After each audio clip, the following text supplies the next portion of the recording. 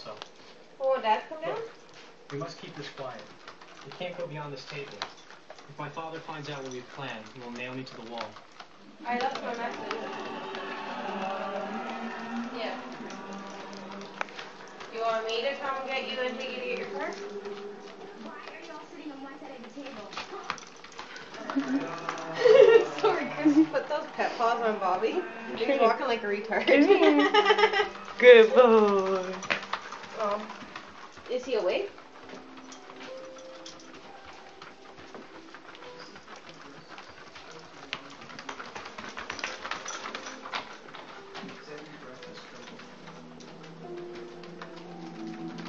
Right. It's like drowning on the inside.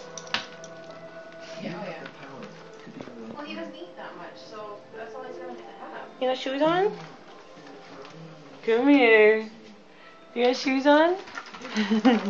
Good boy. Good boy. Oh, okay. So this is what Chris's grandma went through this week. You wearing shoes? Yeah. Isn't it, Chris? What? Your grandma had the fever and that she went to the hospital and then she ended up fine, right? I think so. Yeah, it sounds like the same thing. Yeah.